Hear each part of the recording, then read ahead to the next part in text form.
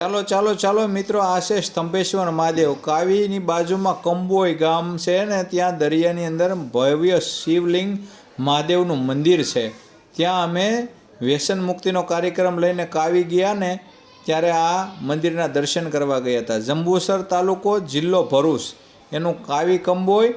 ત્યાં કંબોઈમાં સ્તંભેશ્વર મહાદેવ બિરાજે છે, જે દરિયાની અંદર શિવલિંગ છે. તમે દર્શન કરી શકો છો. આ સ્તંભેશ્વર મહાદેવનું મંદિર છે. દરરોજે દરિયો 2 વખત આ સ્તંભેશ્વર મહાદેવની શિવલિંગના અભિષેક કરે છે. 2 વખત દરિયાની ભરતી દરરોજ માટે આવી અને આ શિવલિંગના અભિષેક કરીને શિવજીના શરણ પખાળે છે. અને જ્યારે ભરતી આવે છે ને, ત્યારે આ મંદિર જે તમને દેખાઈ રહ્યું છે ને, આ બીમ સુધી બુડી જાય છે, પાણીમાં ગરકાવ થઈ જાય છે. અને આ દરિયાની મધ્યમાં આવેલું છે. દરિયાથી ઘણું બધું અંદર છે. તમે જોઈ શકો છો આ સનાતન ધર્મના લોકો કેટલી ભીડ કરી રહ્યા છે અને શિવજીનું દર્શન કરી રહ્યા છે.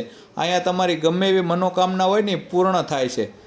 ત્યારે અમે આ શિવલિંગના દર્શન કરી અને મહાદેવના દર્શન કરી અને ખૂબ ધન્યતા અનુભવીએ છીએ.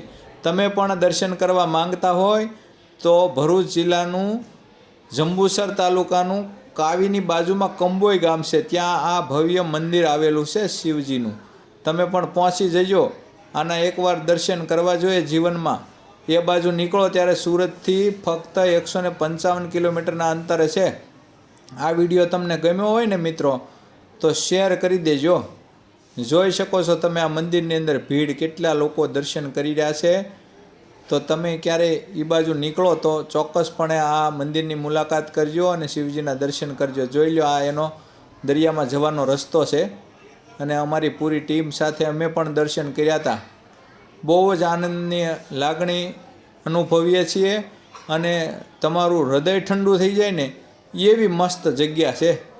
અને મંદિરમાં તો શું એમાં કહેવાનું હોય, ઘટે જ નહીં કાંઈ. એકવાર તમે દર્શને જાઓ એટલે તમને મજા જ આવી જાય ને. એમાં દરિયાના કિનારે, દરિયાની વચ્ચે આ શિવલિંગ બિરાજે છે. અદ્ભુત આનો ઇતિહાસ છે. આ સ્તંભેશ્વર મહાદેવનું તમે નામ સાંભળ્યું હોય તો, નહીંતર તમે એકવાર જઈને ચોક્કસ મુલાકાત કરજો. ક્યાંય તમારે જવું હોય ને સુરતથી, તો 1 દિવસમાં જઈને તમે પાછા પણ આવી શકો છો. અને ત્યાં બહુ મોટી મોટી પ્રસાદીની જગ્યાઓ છે ને, મંદિર પણ બહુ સરસ ત્યાં છે. જો આ દરિયો છે અને દરિયાના કિનારા ઉપર આ મંદિર આવેલું છે. વિશાળ દરિયો છે. જ્યારે આની ભરતી આવે ને, ત્યારે એમ લાગે કે આ બધું તાણીને જતો રહેશે, પણ જ્યાં આ મંદિરની નજીક આવે ને, ત્યાં દરિયાના પાણી એકદમ શાંત થઈ જતા હોય છે.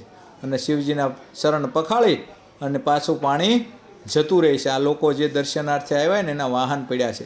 તમને વિડીયો ગમ્યો હોય ને તો શેર કરજો, કોમેન્ટના માધ્યમથી જણાવજો. ઓકે, અસ્તુ, ધન્યવાદ.